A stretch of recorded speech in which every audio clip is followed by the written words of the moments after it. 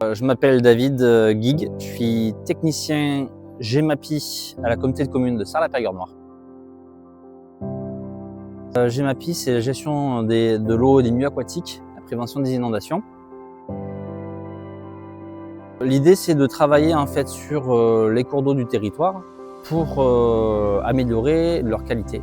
L'idée, voilà, c'est de travailler sur des bassins versants, de réfléchir un petit peu aux opérations qu'on peut conduire pour essayer d'améliorer la qualité de l'eau, la quantité en eau parfois. On a d'autres orientations qui sont effectivement la préservation de la ressource, préservation de la biodiversité aussi, lutter contre les risques d'inondation, lutter contre les risques de sécheresse, de pénurie d'eau. Aujourd'hui, on n'a plus de rivières naturelles, à proprement dit, sur notre territoire. Quand je dis naturelles, c'est sans présence de l'homme, ou sans activité humaine à proximité de l'eau. L'homme a dompté les cours d'eau, a dompté la nature un petit peu pour ses usages. C'était le cas des moulins à l'époque, et toujours d'ailleurs, parce qu'il y en a qui sont encore en activité. Et le milieu, on l'a adapté à nos besoins. Donc, que ce soit pour l'agriculture, avec les terres arables, et maintenant l'urbanisation aussi.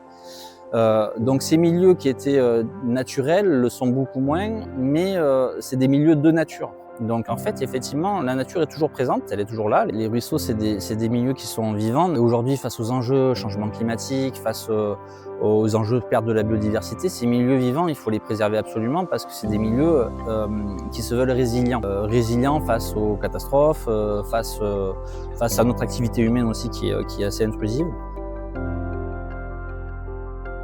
Les moulins en soi, c'est des activités qui sont présentes sur les cours d'eau avec des usagers de l'eau en fait. Donc on ne peut pas réfléchir à un cours d'eau sans parler des usagers de l'eau. Donc aujourd'hui sur des ruisseaux qui ne sont plus naturels, il faut prendre en compte les moulins dans l'équation. C'est pas toujours positif le rapport qu'on a aux moulins sur les cours d'eau parce qu'effectivement il y en a beaucoup qui n'ont plus d'usage.